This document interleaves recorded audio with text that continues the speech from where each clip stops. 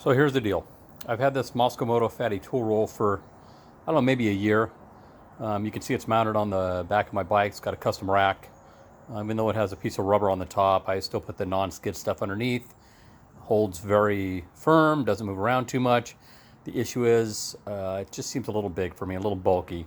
I've ordered the pinner tool roll, and this little video is going to show the difference between the fatty tool roll and the pinner tool roll as I take my tools out of it and transfer them over.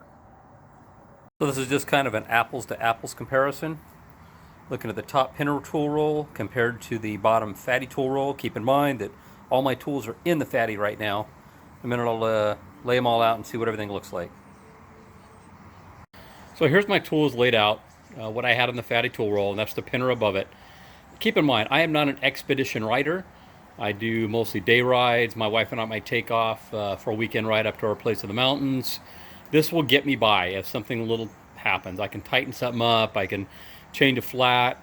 There's nothing crazy in here. Obviously, I need a couple things in there. Probably wouldn't hurt to have a spark plug, a few little things that I will probably add on as time goes by. For now, this is just my basics. But it just gives you an idea, real world, how much is there and how much is going to go in the pinner.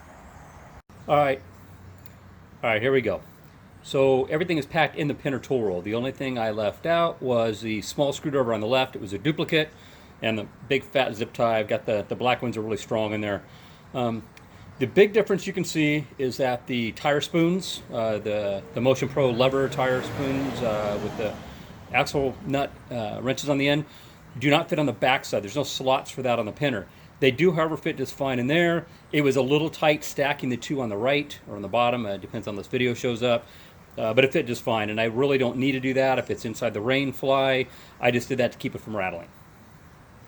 So here's the finished product. Now it's the fatty on the right, obviously, the pinner on the left. Scroll down, you can see the thickness with the fatty unloaded and the pinner loaded. I will probably end up taking the spoons out, the Mosko Pro levers out, and I've actually seen guys use the hose clamps to strap them to different parts on the bike, maybe a crossbar, maybe part of the frame, just to get them out of there, as well as that rod. The round rod there is my third leg, if you will. Works as a center stand when you're changing tires. I do have the Mosko Moto R10s, so I'm sure there's a place I could put those in the bag. They don't take up a lot of room in there, but they definitely make the pinner a little more bulky. Anyway, that's my review, guys. I know some people were asking about the differences, and I don't think Mosko has a real side-by-side showing this.